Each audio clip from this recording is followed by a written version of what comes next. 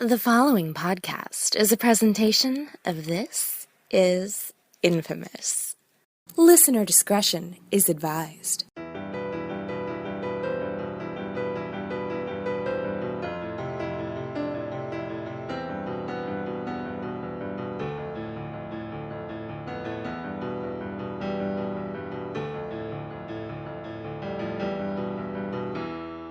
Welcome to Just the Worst Movie Review Podcast, episode number 30, to be perfectly precise. I'm your host, as usual, Billy Donnelly, who you can find at joblo.com. This is Infamous, and right here at Just the Worst Podcast. And as the show title dictates, what we do on the show, well, we review movies, talk about films, sort of get you a new perspective, some ideas and opinions coming into the brand new weekend and all of the big movie releases that will be hitting your local neighborhood theaters. Let you know maybe what you should see, what you shouldn't see, and why. And every single week, we like to bring in a brand new critic or film writer, somebody who is involved in the world of movies, film, cinema, however we want to phrase it. And this week, we have yet another new face joining us.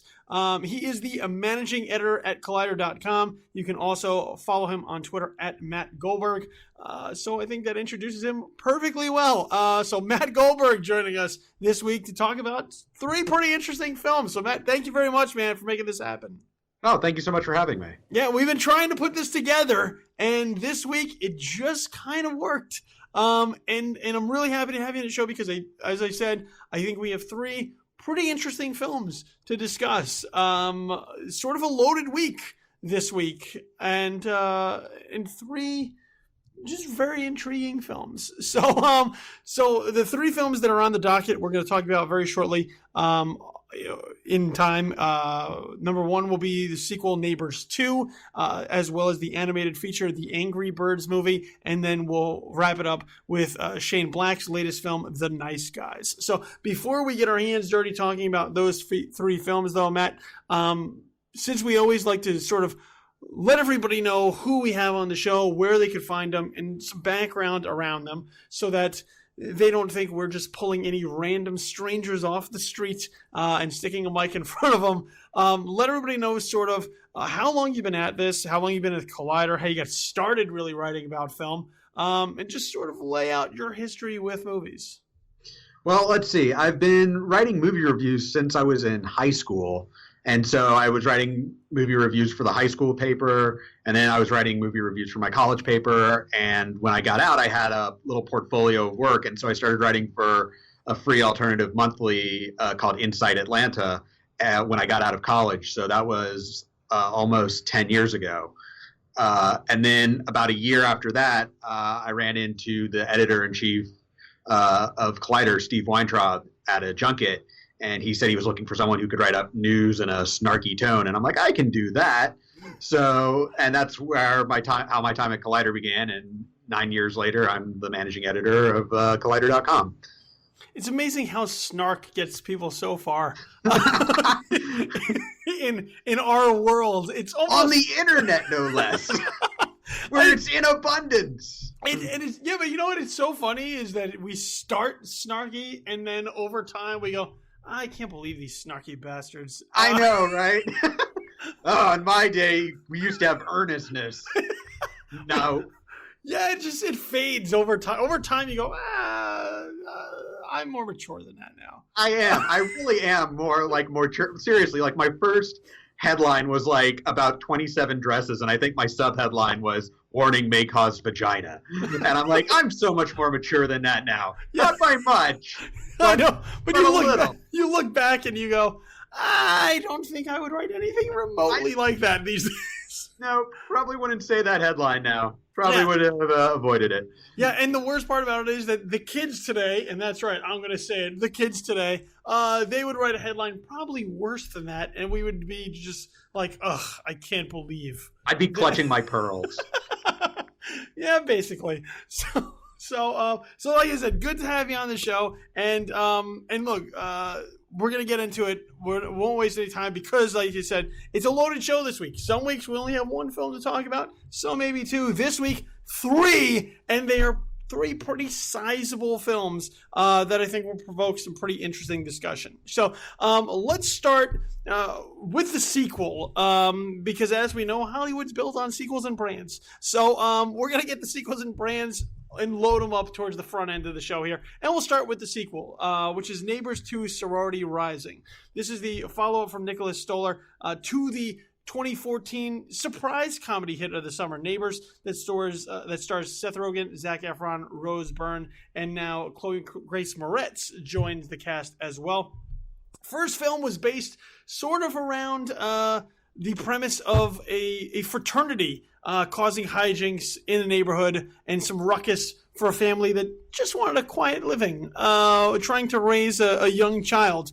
With that beef squashed, now a sorority has moved in next door and threatens the lifestyle of this family. And while on the surface we're looking at a film that looks to be sort of a raucous, raunchy sorority comedy, there I think is a lot more going on to this film that I'm sure we're going to discuss right now. So on the surface, that's about what you get with Neighbors 2 Sorority Rising. But Matt, what did this film do for you? And I'll put it right out there. How surprised were you at the direction this film winds up taking? Well, I wasn't necessarily surprised because people had started buzzing already before I saw the film about, like, it's really feminist and it's really thoughtful and smart. And so I went in with that expectation, and those people were not wrong. It is definitely a very smart film, smarter than the first one, just as funny. And I was really, to me, I would say that it's a sort of the reason that there are so few good comedy sequels is because they don't do the unexpected. The unexpected has been taken away. And Neighbors 2 did something unexpected, which was they found some really smart subtext about gender dynamics and that don't get discussed, and they they factored it into a raunchy comedy. Yeah, I mean, the way that comedy sequels typically work is, you know, we toss around the term cash grab all the time, and comedy sequels in many ways are typically cash grabs. They are trying to duplicate a formula again to try and make the same or more money with the exact same premise. So you look at comedy sequels over the years, especially ones that have been built upon successful predecessors, and they basically try to just do the same thing. And it's very much like going to see the exact same movie twice, except sometimes people don't really care. They just go, well, I'm familiar with it and I'm comfortable with that, and I'm perfectly fine paying twice for that because I know what I'm going to get out of it. I know I'm just going to get probably the same amount of laughs, and I can go home and be happy about it.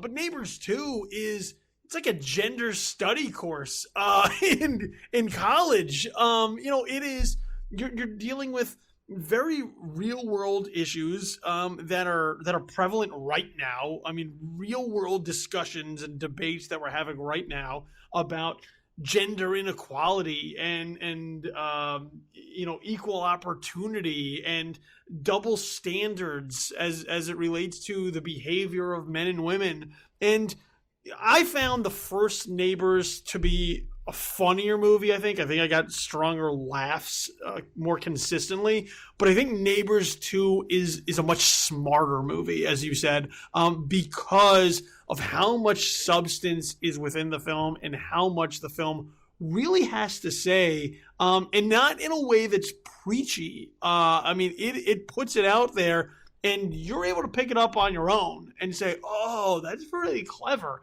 And it gets you thinking about what it's saying rather than sort of writing it off as, oh, yeah, it's just a message movie. Well, I'm so glad that I saw this with my girlfriend because she picked up on things that I would have missed. Like, there's a great shot in the film where the girls are all dancing after they've kicked off their heels, and it's just a shot of them dancing in their socks. And it's sort of, they kicked off this sort of male expectation of them. and are free to be themselves. And the film is just filled with those great little touches, but it's still like a funny film. Like it's not trying to be preachy or anything like that, and it never comes across as preachy. It's instead just comes off as very smart and very nuanced, but it's still able to weave in broad comedy that's also can be incredibly weird at times, like discussion. The fact that there's a scene where characters argue about the spelling of sorority like just tickles me. I don't know why, it just does, and they all get it wrong. That I thought was pretty great. And I think that the cast is so strong as well. Like Ike Barinholtz is such a great addition. Not addition, he was in the first one, but I think he just adds so much to every movie that he's in and every TV show. And I just really liked watching this whole cast interact with each other. And I thought that the new cast members as well were terrific. Yeah, Chloe Moretz to me is one of the real strong points of the movie because there's so much riding on that character, and the character has so much complexity and so much to just carry throughout the movie because we're dealing with a lot of gender identity, not gender identity, but gender politics and whatnot, as it relates to sort of how we view women and how we view men.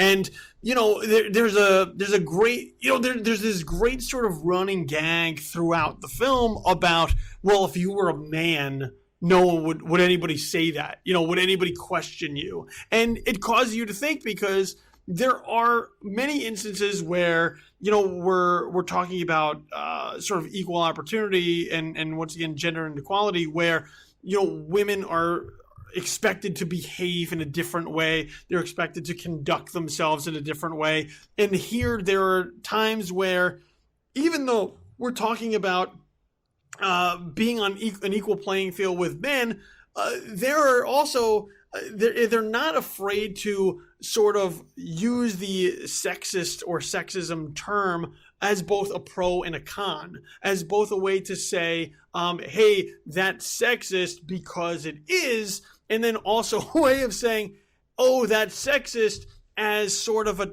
label you're leaning on to justify, some other kind of means. Because there's this sort of great, there's this great gag, like I said, about running with that. And there are instances where you would look at how the women do conduct themselves, where once again, they say, if you were a man, would they be saying that? And you look at it and go, but why would you want to be like a man in this instance? Men do stupid shit. Right. Why do you equally want to do stupid shit? Why don't you just want to be the gender that stands on the side and go, we're better than that.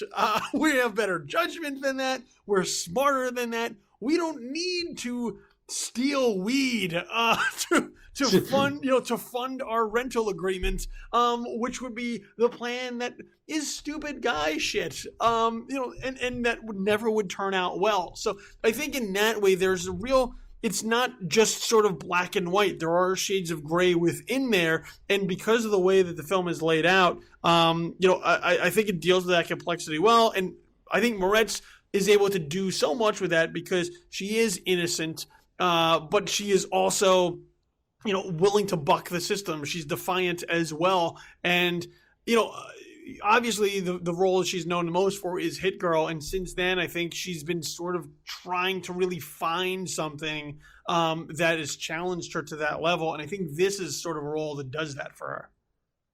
Yeah, I mean, the thing also I think that the film does incredibly well is like it not just as she's giving a great performance, but the film is very balanced with the characters. It doesn't sort of put you firmly on one side or the other. I would say the first Neighbors, you're on Mac and Kelly's side. Like, you don't really want the frat to succeed. Like, you're not against the frat because they're likable guys. They're charming, but you're not like pro frat. In this one, you really understand the sisterhood is important. Kappa Nu is really important for these girls. This is their very friendship at stake, their very sisterhood. And so you can really respect what they're fighting for. Even at the same time, you can also sympathize with Mac and Kelly's position, which is don't party for 30 days. That's all you have to do is not party for 30 days until the house goes out of escrow. Granted, Mac and Kelly are trying to screw out another couple. They're trying to Well, better them than you. Right, exactly. So, but it's great that both sides have their pros and cons. That there's no good guys and villains here, really. Yeah, I mean, the thing with the first film is because you have the fraternity, like, their stakes are really in, we just want to get drunk and have a good time. Like, we want to get drunk and laid and high and have a good time. And these old people are infringing upon that. With the sorority set up here, it's sort of an off-kilter sorority because they're built on the idea of being themselves and doing what they want. There's the realization that sororities aren't allowed to throw parties in their house, whereas fraternities can basically do whatever the hell they want. And you go and they take you inside a fraternity early on in the film, and you see sort of the fraternity party culture, and it's straight up, they're like, it's pretty rapey. It's not a comfortable place. But here, what they want to do is they just want to be able to be themselves. They don't even want to be your typical sorority, which is sort of trying to conform to what they think women should be in that sort of setting. These people want to be able to watch The Fault in Their Stars in their sweats and throw parties that allow them to be feminist icons, like many different shades of Hillary Clinton and Joan of Arc, as opposed to the numerous parties that frats throw where basically it's how many different ways can we have you be a hoe. So, in that way you can sort of identify with the sorority and say, well, that's female empowerment. Like, they don't want to just pretend or put on a facade. They're trying to say, we're women, this is who we want to be, and you accept us for that. And that's that's a message that not a lot of films are take on or are willing to take on. And I think with Neighbors 2, you got to give it a lot of credit for taking on something that, especially in the Hollywood system, isn't really the norm. Even themselves, they're saying, we're going to be the film that we want to be. We're not going to be like everything else. And it's sort of baked into the story that they're telling. Absolutely. And it's such a sneak attack of a film. And I kind of love that. Like, you're not expecting to get this message. You're expecting, more shenanigans. They're going to prank each other. One side's going to try to one up the other one. And yet it's all there. It's all these, like you just said, these going into the double standards and the different gender dynamics and the sort of unfairness of how the world operates, and then these girls trying to rebel against it. Yeah, and I think the other real assets to the film wind up being, two of the people brought back are Seth Rogen and Zac Efron, because a lot of times what you wind up having with these comedy sequels are you have characters that are sort of frozen in time. They're the same character, just in another film. They sort of just do the same shit, and there's no real change to them. Here you get the sense that these characters are sort of grown, sometimes for the better, sometimes for the worse. You look at Seth Rogen as Mac, and like typically what we've seen for Seth Rogen a lot of the times is sort of like the man-child, sort of the guy he thinks he's funny. He's somewhat irresponsible, and it's okay because my wife will take care of it. But here this is a character that he's sort of grown. He's a little bit more adult. He's on the precipice of being a father for the second time.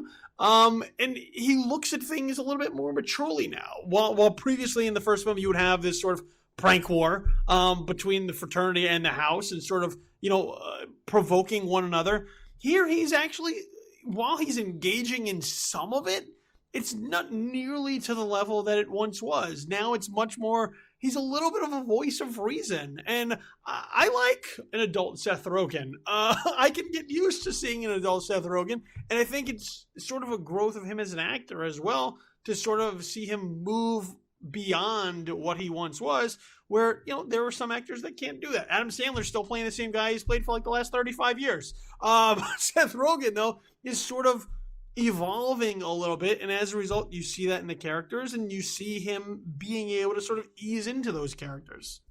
Yeah, I think for Seth Rogen, like the first Neighbors is sort of the last hurrah of his man-child, and it's sort of him coming to grips with I'm no longer the guy from Knocked Up. And there were little signposts along the way. I think like his performance in Take This Waltz is incredibly mature. His performance in Steve Jobs is terrific. I think he's really grown as an actor and as an individual, and you can sort of see that over the course of his performances. And you're right, this is absolutely a different kind of character for him. Even though we've seen Mac before, this is a more mature Mac. This is one who is wrestling, it's trying to be a parent, and it's sort of like Seth Rogen as dad now, and it's kind of fun to see that. Yeah, and look, and I brought up Efron because I really dig Zac Efron in these two movies, because I think he's really good as a comic actor, and I think it's an underrated part of his talent that doesn't get enough due. And I think even here, I think he's really solid in the first film, but here there's like this sadness to him because he is also somebody who's trying to grow, except he's like a 26-year-old guy, and he's still working retail, and he doesn't understand why he can't sort of find his place. He's having a quarter-life crisis, and a lot of that winds up playing out through the film by sort of siding with the sorority at first, then siding with the adults later. There's sort of this change in him from, I'm still, a college party or two. No, wait, I have to figure out my shit. And I think there's also, he has very good comic sensibilities. And I think with Rogen, they play so well off of each other because they're both capable of being so genuine and yet so incredibly stupid at the exact same time.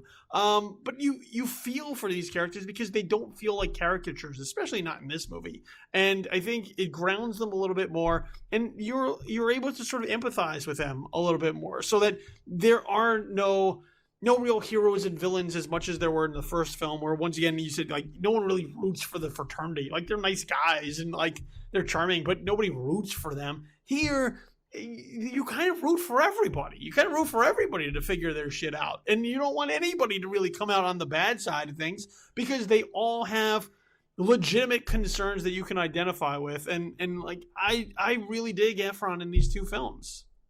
Oh, he's absolutely terrific. I mean, the fact is that on the surface, I mean, why would anyone feel bad for this pretty boy frat guy? And yet here we are, like he, in Neighbors 2, his plea that he wants to be valued.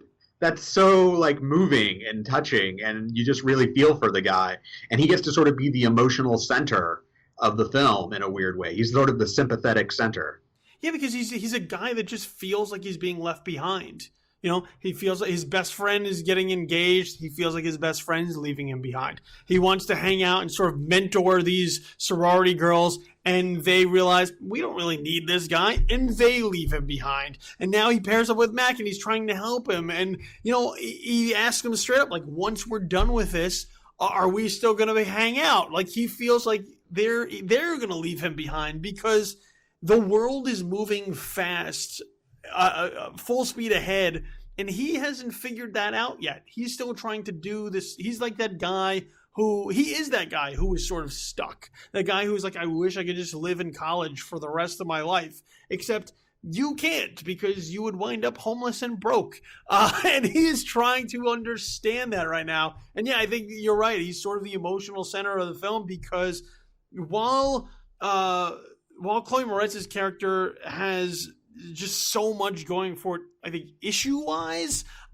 when you look at Teddy Sanders, this is just the guy that you root for to just sort of figure his shit out, because maybe then he'll be happy. This is a guy who wants to be happy but can't figure out how, and you're like, I want to just give you a hug and help you out.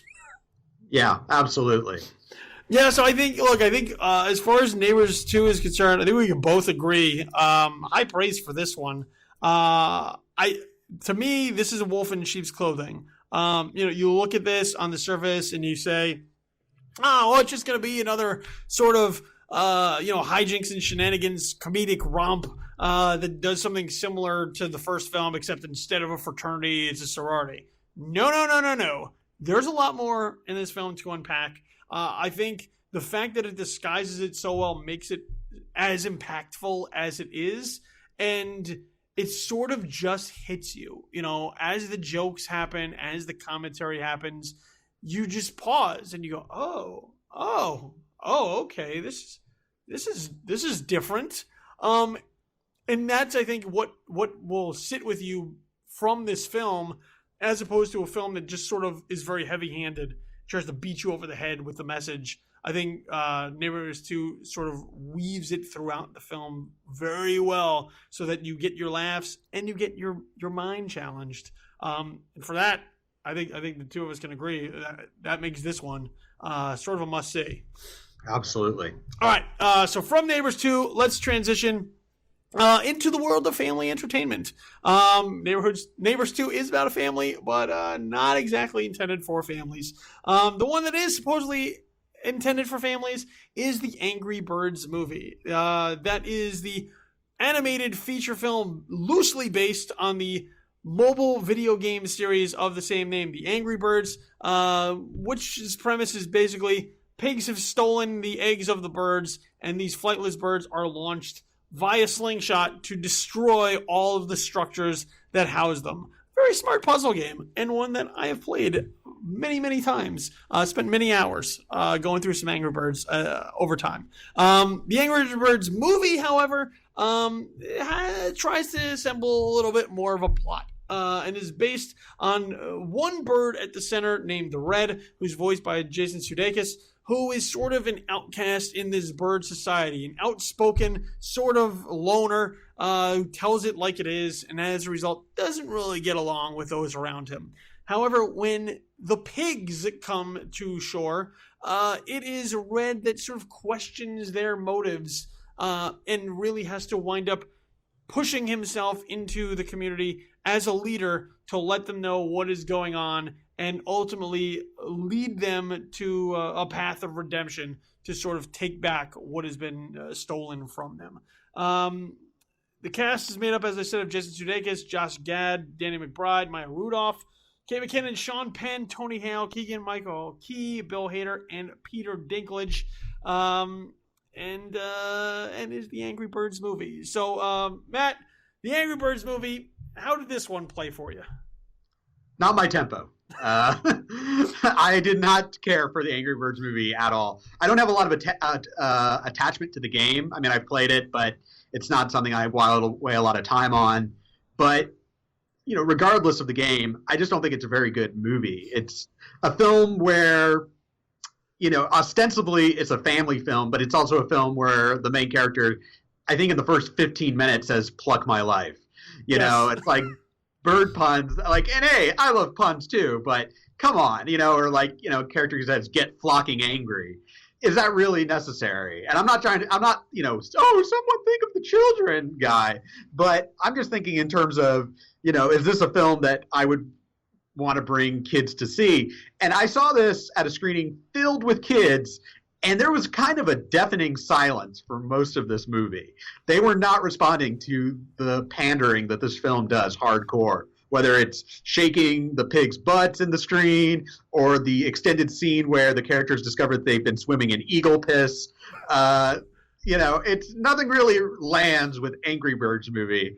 And it's just a film that also is oddly xenophobic. Like the subtext of this film is, you know, in this, the pigs have come to the Angry Bird Island and everyone welcomes them with open arms except for our hero, who's like, "I don't think we should trust them because they seem shifty and dishonest." And I'm like, this is not the message that you want to be sending to young viewers, to like distrust the other. And then it becomes like this weird, like there are these weird things. Like if this film was smarter, it would actually have subtext that was cohesive, because it kind of starts going to some interesting places subtextually. Like, so the characters go to seek out Mighty Eagle for help. And it's like, "Mighty Eagle, what should we do about all these foreigners that are coming to our land?" And it's like, Mighty Eagle is America, and Mighty Eagle is flabby and out of shape and doesn't know how to deal with the world. And it's just, it's like it doesn't follow through on that, because it's like, but at the end of the day, the birds have to destroy the pigs' houses because that's what you came here to see. It's like, we don't really care. And it's like, so wait, are you saying that drone strikes are good? I don't know. No, it doesn't. We don't care about drone strikes. We don't care about anything. We just care about the fact that you like the Angry Birds game, and now you want to come. We want you to come see the Angry Birds movie. I'm going to say that you have actually put much more thought into the Angry Birds movie than I think the people who made the Angry Birds movie put into the Angry Birds movie. I hated this movie, like from beginning to end. And I found it to be a sort of soul-sucking experience sitting there and watching this. I did take kids. I have 2 children. I have a son and a daughter. My son is 7 and my daughter is 4. So they're in the age where, like, you know, they like almost everything that they see because they haven't really figured out how to decipher their tastes yet. But I like to sit next to them when I take them to sort of these movies because I know how the film plays for me, but I'm very curious to see how the film plays for very much the intended audience that it's for. And you can sort of see sitting next to them, and I had a similar experience to what you had, which is that I think a lot of the film just went over their head. I think the Angry Birds movie sort of is a film that it's trying to be clever. You bring up sort of the puns. It's trying to, you know, really, really force the issue to say, like, hey, look at us. We're really funny. But it's not. You know, a lot of the other part of it is just sort of, hey, don't you remember the game? We're the game. And now we have colorful moving pictures on a big screen. That should be enough. I thought that the Angry Birds movie was just sort of insulting because of the fact that the game is really smart. You know, it's a puzzle game where different levels are just sort of constructed, and you have to figure out how to use the different birds and their sort of unique attributes to destroy all the pigs, to knock out all the pigs and the structures that sort of house them. And as a result of it being a puzzle game, you have to use your brain very much to figure out how to move forward with this. There is nothing in the Angry Birds movie that forces you to use your brain. I found that this movie plays to the cheap seats just about every single time. Not that that's necessarily a bad thing. There are plenty of times where playing to the cheap seats perfectly works for me. I will admit, I laughed pretty hard at a scene where birds drink another bird's piss. Okay, I'll be perfectly honest. I laughed. My kids, not so much. And I, at the same time, while we have a lot of these animated films that try to do things for different audiences, whether they're, you know, the better DreamWorks films or the Pixar films that try to, you know, make films that the audience can, there's things for the adults as well as things for the kids. I found that there was more for the adults in this film and much less for the kids. Yeah, I mean, I feel like there's not much for anyone in this movie because it's a film that is stretching so hard to fill a 90-minute runtime. Like, I understand, like, video games, like, aren't really plot-driven. I was watching a Did You Know Gaming recently, and the creator of Doom said that, you know, when it came to story, he compared the necessity of games to have good story as the need for pornography to have good story. And it's like, it's there, but you don't really pay attention to it. Which is the same case for the Angry Birds game. It's like, yeah, the pig stole the eggs. All right, great. That's fine.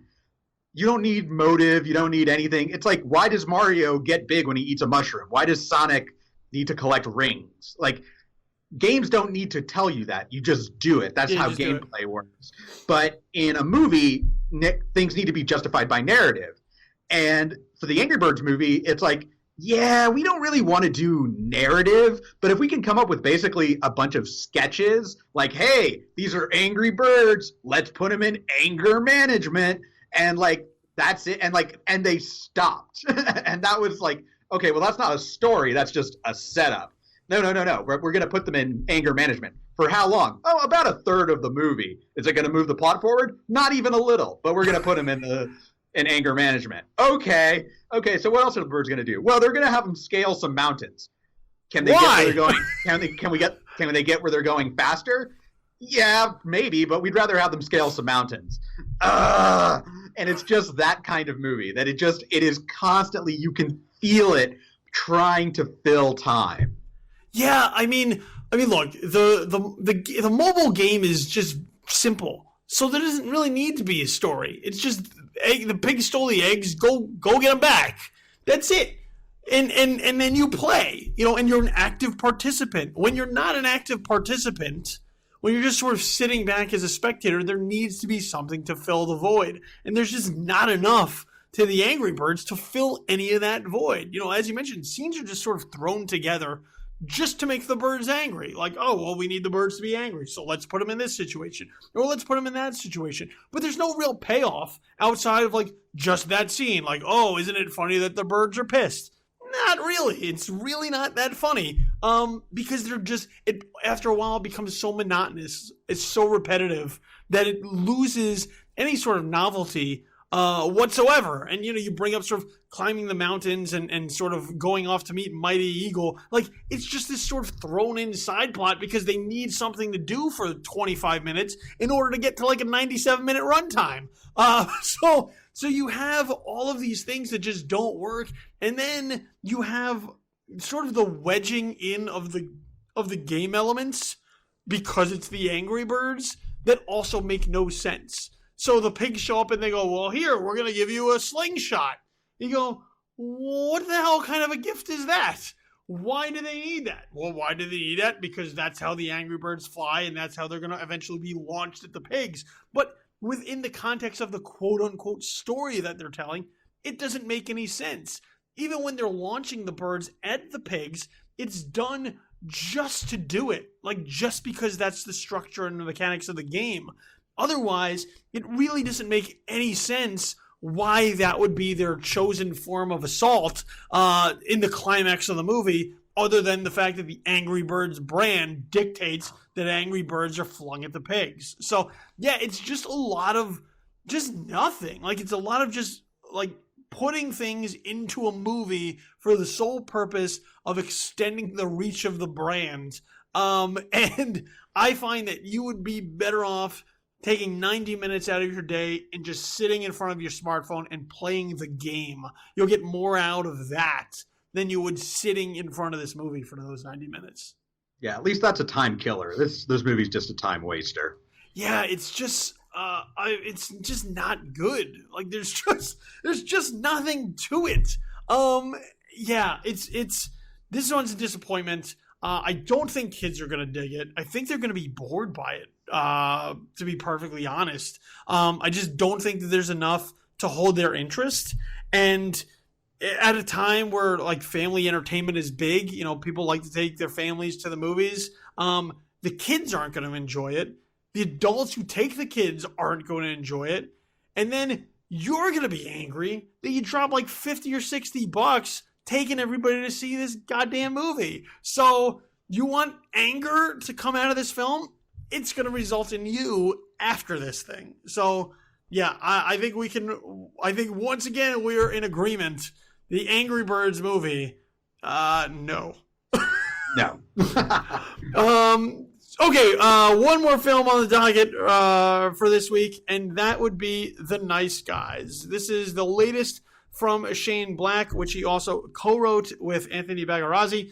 This one stars Russell Crowe, Ryan Gosling, Angourie Rice, Matt Bomer, Margaret Qualley, Keith David, and Kim Basinger, and sort of goes into the shady dealings of 1970s Los Angeles, where a private eye and a enforcer are forced to sort of team up to uncover a mystery that spans a dead porn star, a missing girl,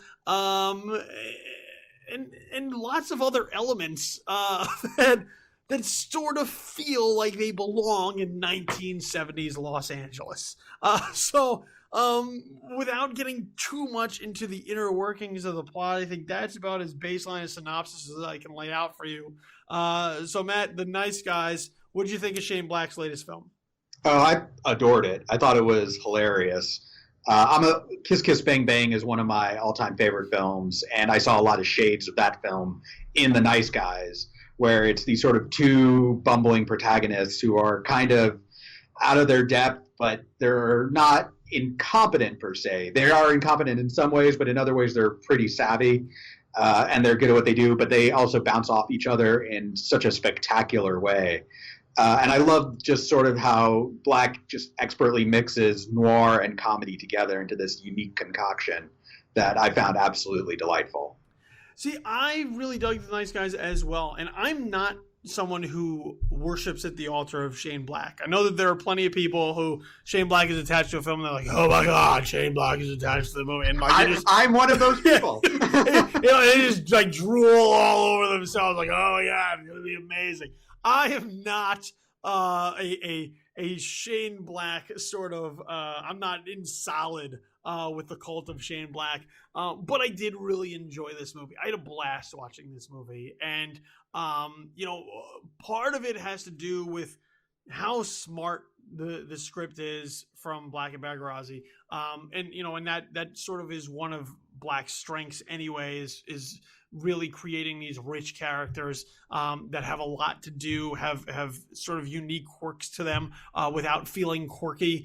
And Crowe and Gosling, I think these are the characters that they play feed so much into their strengths. And I think that's really sort of the crux of the movie, because Russell Crowe, look, you go back to like LA Confidential, and like that's one of, I think, Russell Crowe's best roles. And this sort of has shades of that, except it's a little bit lighter. But this is sort of a guy who does what needs to be done in order to get the results. He's sort of, he's the guy that he says, you call upon me like when you have trouble. And he makes the trouble disappear with like a broken nose or like a fractured arm in order to, for very little money, but he feels somewhat satisfied that he's performing a service.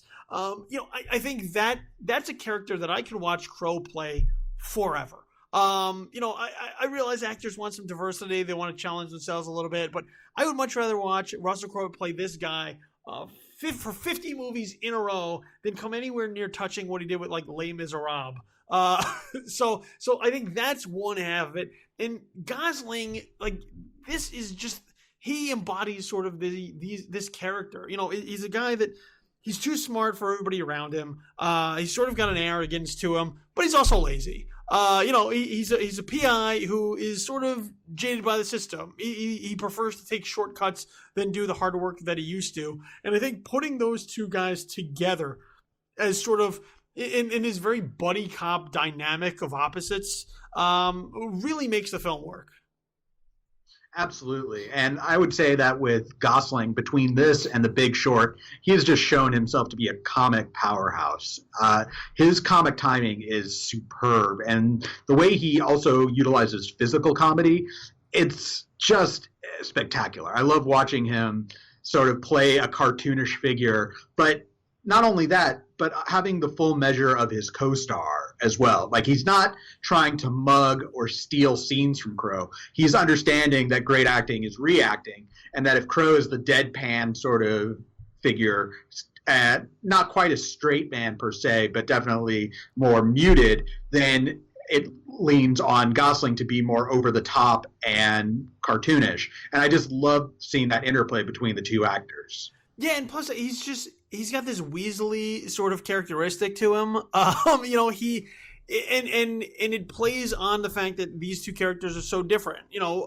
Both, even just physically. Like, Russell Crowe is an imposing man. Ryan Gosling is not. He's a good-looking dude. I can fully admit to that. But he is also not. He's not sort of this burly, rough guy who's going to impose his will upon others. So he has a different set of skills that he uses to his benefit. And just sort of watching them play off of that dynamic of opposites, where Gosling is sort of the morally loose character, where Crowe is a little bit more resolute and by the book, even though their jobs specifically are almost polar opposites. You would think that the enforcer would be the one with loose morals as opposed to the PI. So I think, once again, that's just another way that Black sort of subverts expectation of who these characters are.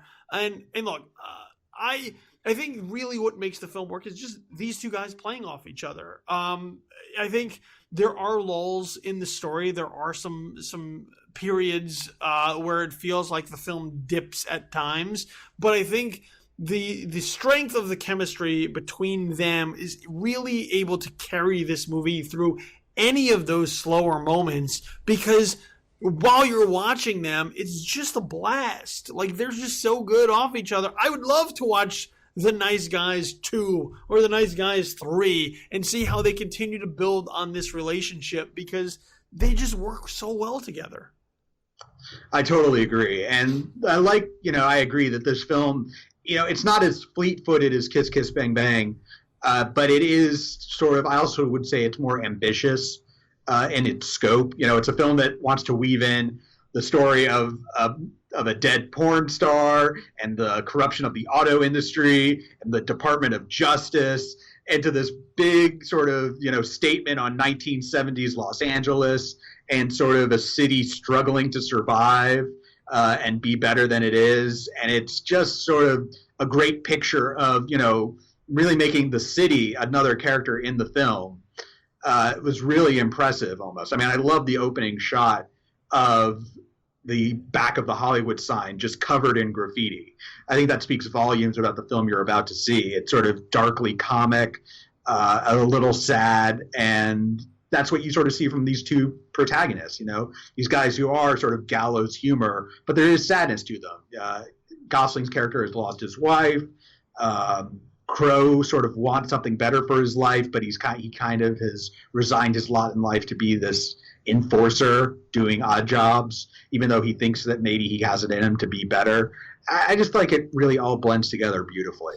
Yeah, I mean, they're two guys who are just stuck in nowhere. Like, they're two guys who have nothing really going for them. They're probably underachievers in to a great deal, and here they're sort of presented with a situation where they could help, like they could be a service to society, to their city, to the world, by doing what it is that they're called upon to do here. I think the mystery is sort of one of the weaker aspects of the film, but it's also almost secondary, because a lot of it just sort of plays upon how these two guys are reacting to what's happening to them. So while the mystery itself at times can be absurd, and I think towards the third act of the film begins to crumble and fall apart a little bit, so much resides on their shoulders that it doesn't even matter, like that the mystery is going off in this sort of tangent territory where, like, yeah, you mentioned like the auto industry and whatnot, and you look at that and you go, how did we get here? But these guys, watching them sort of react to everything around them, I think that's really where the strength of the film comes in. And on top of that, the other character I'd like to mention is Gosling's daughter. She's fantastic. Yeah, Angry Rice, who plays his daughter, who is sort of this young. She's like she's got to be like, what, 13, 14, like on the precipice of being a teenager, who would like a dad who can make something of himself, a positive role model of sorts, as opposed to someone that she needs to prompt to get his shit together. And I think every scene that she's in is elevated by her presence. I think she just has a presence to her, which, as like a 14 or 15-year-old girl with a supporting role, sort of dueling away with Crow and Gosling, that's a pretty daunting task. And I think she holds her own with it. And I look forward to seeing her do more stuff as a result of this performance. Yeah, it's great that sort of, on the one hand, Crow and Gosling, they are the colorful characters. They get the best lines and all of that. But, Holly, the daughter, she is the moral center of this film. She is the one that argues to the better nature of these films, to these characters, and really makes this more than sort of an ode to machismo. And I think that's sort of like where, I don't want to say where noir falters. I'm a huge fan of the noir genre, and I like sort of the hard-boiled characters and like the, hard-bitten men that try to languish in noir. But the way Black subverts our expectations is this is not sort of an ode to machismo. It's an ode to smart people, or to a good-hearted. It's like, even though they're not the smartest guys, they're smart enough, and really the one who's the person to be admired is the daughter, who is smarter than the both of them. she's always picks up on things faster and is the one who is kind of doing the the legwork in solving these cases. And it's really impressive. Yeah, it's funny because these are not the most macho of guys. In many ways, they are sort of bumbling idiots. Like there's a great gag with Gosling where he just gets drunk and falls down and literally stumbles into things as far as progressing the investigations of the cases that they're on. So like this isn't exactly the guy who like is grounded, who knows where he's at and is comfortable. This is a guy who is sort of sloppy and is sort of all over the place. And the same can sort of be said for Russell Crowe, who, he has this sort of code, with the enforcers, as far as like, well, this is how you treat people. This is the respect that you give each other. But yeah, the daughter is, it's sort of this untainted soul in dirty Los Angeles. And you brought it up as far as Los Angeles is concerned. I love those films that sort of dip into the seedy sides of these cities that don't like over glamorize Los Angeles or New York. And especially when you get into the 70s when there was like a real grit to those cities that explores sort of the underbelly there. So I think, yeah, she is sort of the light at the end of the tunnel in shitty Los Angeles and stands out as a result. I wholeheartedly agree, and I think it's just this great sort of milieu of these triumvirate of characters. Yeah, and you know what? And the funny thing for me, seeing all the films that we've seen this week, I was surprised that when all was said and done, that The Nice Guys was for me the funniest film that I saw heading into this weekend, and Neighbors 2 was the smartest. Yeah, that's something I didn't expect either. I mean, I don't know. I mean, I would say that The Nice Guys is pretty smart, and it's hard to say. I don't know which one I laughed at more. It's hard to say. They both really had me clutching my sides. Yeah, Nice Guys is really funny. I mean, it is really funny, like unexpectedly really funny. Like you expect cleverness from a Shane Black film, but I think the way that this film works, it is funnier than you might expect on the surface. So once again, look, we agree. The Nice Guys. I'm not complaining. We're all on the same page this week. The Nice Guys, though, pretty solid recommendation from the both of us. So to recap, two films that we both are really high on. First, The Nice Guys, which we just recently talked about here with Gosling and Crowe. This is Shane Black's latest. Really funny, really clever. While there are, I think, some downturns in the film, I think Gosling and Crowe are enough to really carry this film through from beginning to end. So I think you'll have a blast watching it, and I don't think you won't walk away with a smile on your face having watched The Nice Guys. And the other film that we're both high on is Neighbors 2, Sorority Rising, which is surprisingly very poignant, very, very intelligent, and has a good soul to it as well. Like it's a good-hearted, raunchy. I mean, bloody tampons are thrown in the movie, so like you have that working for you as well as gender dynamics. So pretty loaded film. The Neighbors 2. So both of us highly recommend those two films. The Angry Birds movie, not so much. We are both in agreement that you are better off just playing the game on your phone for 90 minutes, which I believe will only cost you $1.99, as opposed to like the $60 it will cost to take your entire family, only to be disappointed and angered by the result. So those are the three films this week that we discussed. So pick at your peril. Matt, before I let you go, let everybody know where it is that they can find you out there on the interwebs. You can find my writing on collider.com, and you can find me on Twitter at Matt Goldberg. That's right. Make sure you follow Matt on all the social media as well, especially and collider.com. Lots of good work going up there. congratulations on the sale. Everything's been going full force since then. So lots to check out with Collider as they continue to propel into the future. So congrats on the sale. Good luck into the future for everything that you have there. And make sure you check out Matt regularly, especially his reviews at Collider.com. Make sure you check out our social media pages as well. There's lots out there. Make sure you hit them up, especially on the Twitter. Got 3 accounts for you to make sure you go ahead and follow at JTW Podcast. That's the official Twitter handle of Just the Worst Podcast. So right there, you can be notified anytime we have a brand new show or episode goes up. You'll get it right on your Twitter feed at JTW Podcast. At Tis Infamous, that's the official Twitter handle of the mothership. This is Infamous. So lots of notifications and content going up there as well. Got some cool interviews and stuff that you're going to want to check out. So keep an eye on that for all those notifications. Get that on your Twitter feed as well, at Tis Infamous. And myself, at Infamous Kid, 2 Ds at the end.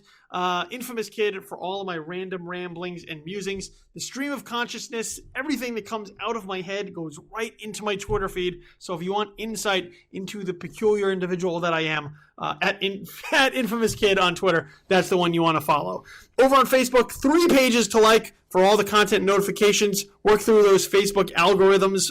They're horrible, but lots of content, engagement, discussion going on there as well. So Facebook.com/Just the Worst Podcast, Facebook.com/TisInfamous, and Facebook.com/BullyTheKid. Like all 3, work through those notifications and those algorithms, and you'll get some good stuff coming at you. Podcast can be found on SoundCloud.com. So that's SoundCloud.com/Just the Worst Podcast. Or if you have a phone or tablet, and you know you do because it's 2016, get out there, get the SoundCloud app. It is free, and you can take every show, every episode with you on the go. So you want to hear me and Matt talk about how awesome Neighbors 2 is? You can do that from your bed, from your car, on the toilet, whatever. Get the SoundCloud app. It's free with your subscription. Every show, every episode brought to your phone or tablet. You can follow me on a regular basis. Find my work at joeblow.com. This is Infamous, and right here at Just the Worst Podcast. I want to thank my guest this week, Matt Goldberg, who once again you can find at Collider.com for talking Neighbors 2, the Angry Birds movie, and The Nice Guys with me. This has been Just the Worst Movie Review Podcast, episode number 30. I have been your host, Billy Donnelly. I'll be back next week with a brand new critic to talk whatever comes out next week. So more movies. That's what's on the agenda. But in the meantime, go out there and find yourself something good to watch. If you look hard enough, it's not that difficult to find. So we're out for now. Have yourself a pleasant, immediate future. Peace.